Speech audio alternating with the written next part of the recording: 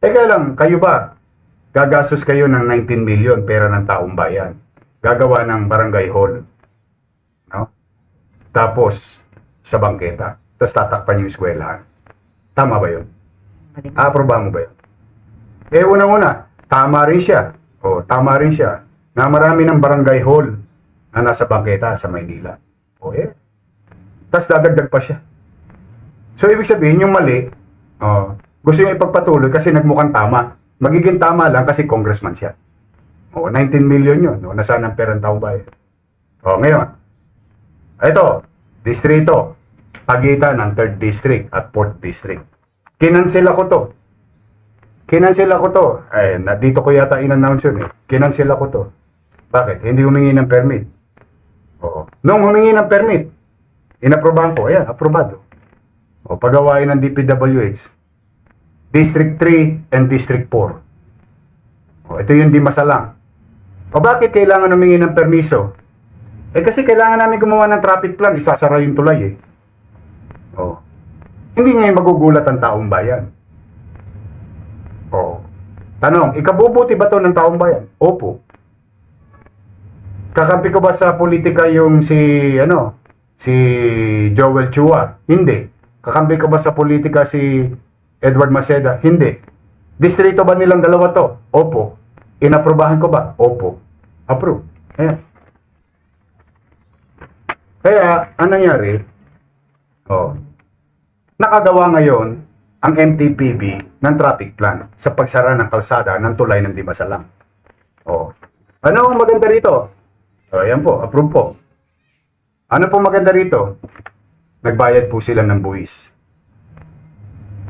Magkano po ang binayaran buwis o what you call contractor's tax sa gobyerno ng Maynila? 504,000 ang binayad. Yun yata ang ayaw ipagawa ng mga ibang congressman. O baka kasi mabawasan ko yung pribilehyo o yung para sa kanila kung ano man. Kung sino man yun. Ito, nagbayad. May resibo pa to sa gobyerno ng Maynila. Saan ba di masalang? District 3, District 4. Ulitin natin kasi alam mo yung manloloko. Ano yun? Lawyer, sorry.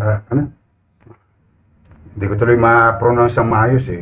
Kasi minsan napapansin ko yung lawyer na congressman, nagiging liar na congressman. Ano raw, binubuli? Ano bully? Nahuli lang, nabisto lang kayo. Kaya umiiyak kayo. Ito, sa inyo to, sa distrito nyo to. DPWH. Kakampi ba sa politika? Hindi. Kung politika lang ang pag-uusapan, kaligtasan ng taong bayan ang iniisip ko eh. Yung convenience ng taong bayan eh. O plus yung mga regulatory power ng local government. Ibinalik sa akin, nag-apply, binigyan ko, inaprobahan ko, nagbayad ng buwis, legal ngayon. Kaya pag tinanong ka ng taong bayan mo bakit sarado hindi masalang X number of date, X number of time? Kasi may gagawin. Para saan? Sa ligtas at maayos na tulay. Kung politika lang, ayan. Marami pa. Ibang mga congressman, sila Dionisio. Lahat sila. Di ba? Kung politika at politika, wala ho yun. Ako, sanay po ako ng politika. Lumaban nga tayo, outsider eh. Alam naman ng taong bayan. Hindi nyo pwede pa sinungalingan ng taong bayan. Wala na po kayo mabobola ngayon. Maiyakin. Kayo na nabisto eh. Dati kayo nang bibisto eh.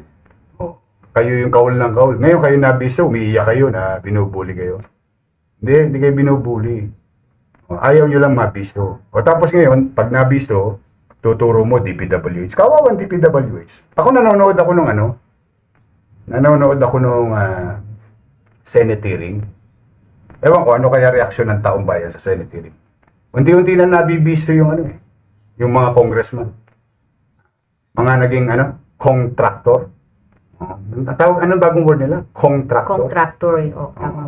Contractor. Malay mo, meron niya sa Maynila. Kasi, yung nahuli ko kahapon, ay isa sa listahan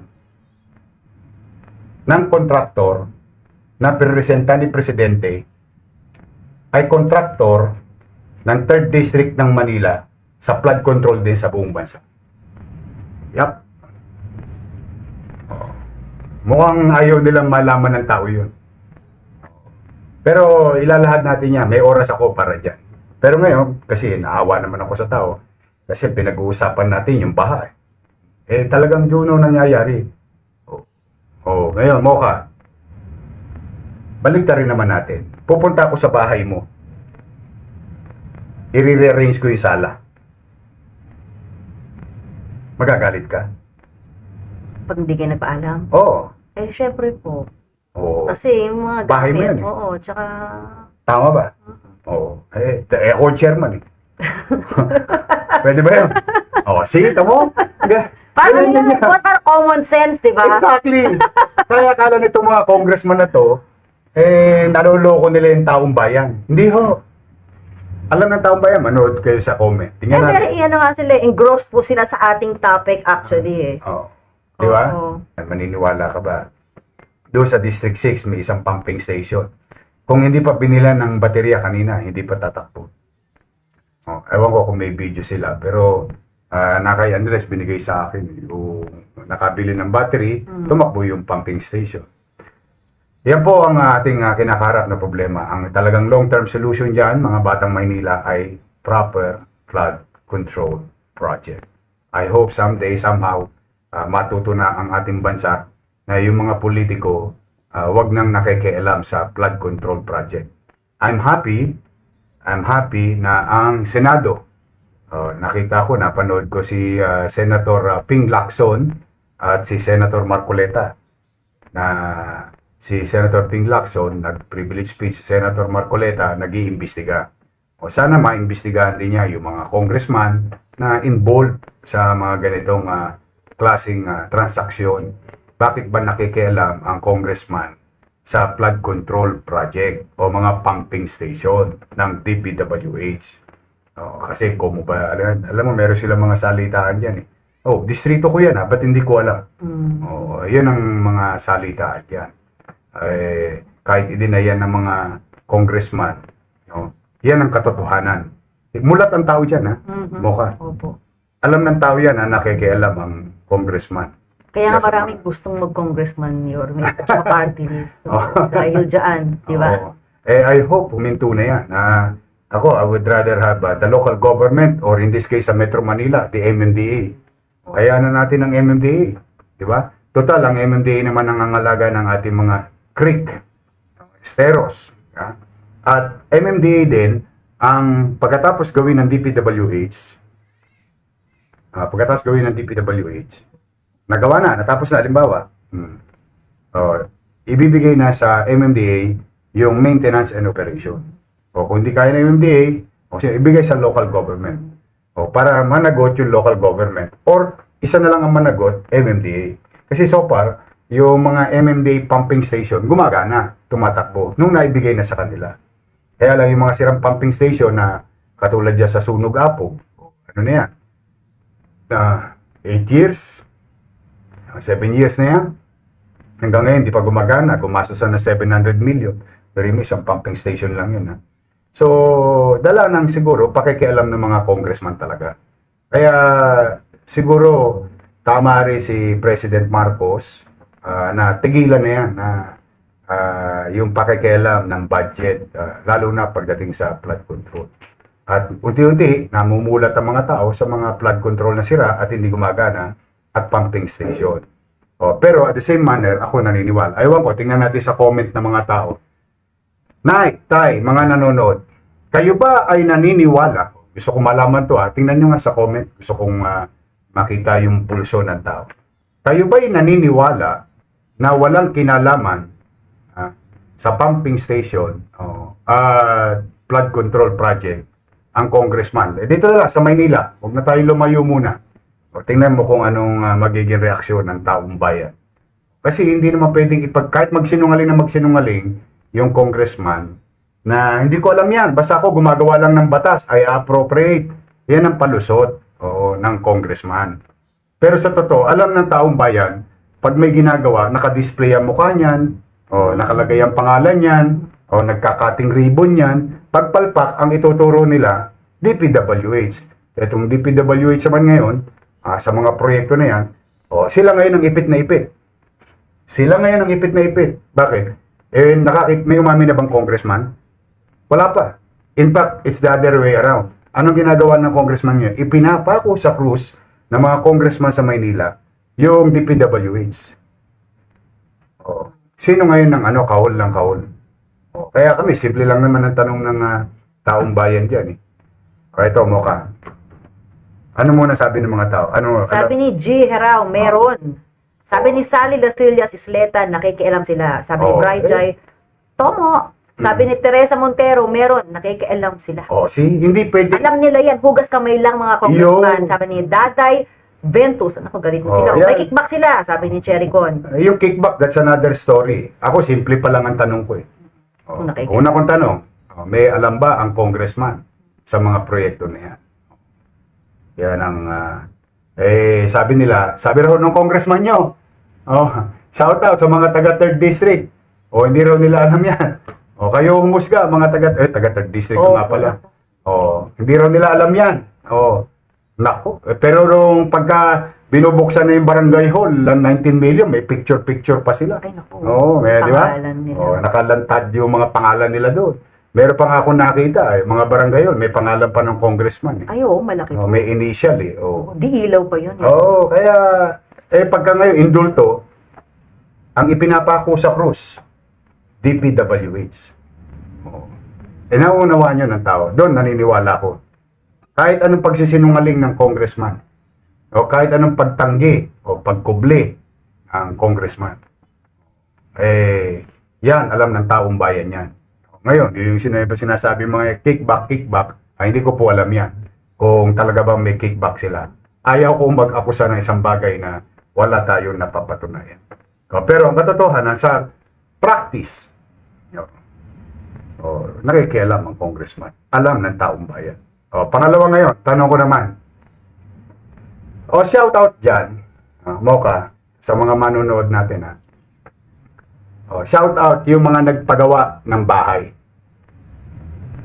20 square meter, 30 square meter. Kahit malaki o kahit maliit. Basta mga nagpagawa ng bahay, shout out sa mga nanonood. Ito po ang tanong ko. Mga kababayan ko sa lungsod ng Maynila. Kahol daw kayo ng kahol Alam ko yung chihuahua, yun yung maingay na aso, di ba? Yung Maliit pero na aso, pero maingay. Yun, alam ko, kahol ng kahol yun.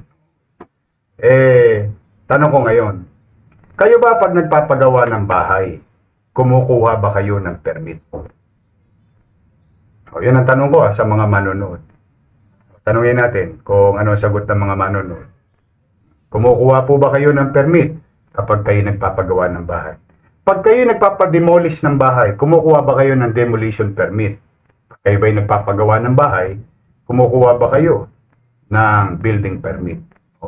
Bakit sa inyo, maliit na lupa, maliit na bahay, dahil sa pagsisikap mo, pag-iipon mo, pagpupunyagi mo, o naayayos mo sarili mo, gusto mo maayos yung tahanan mo, kukuha ka ba ng permit mo ka?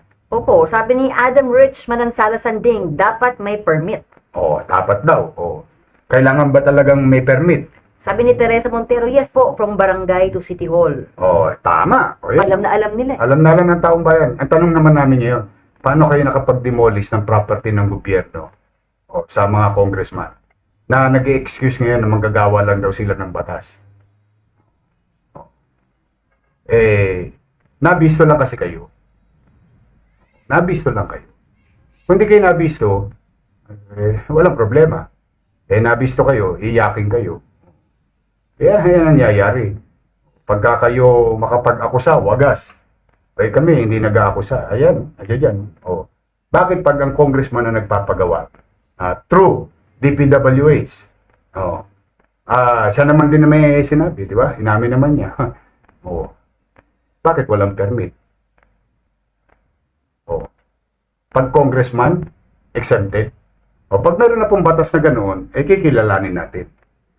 Pero yung batas kay Juan de la Cruz na nagpapagawa na maliit na bahay, nire-require mag-permit.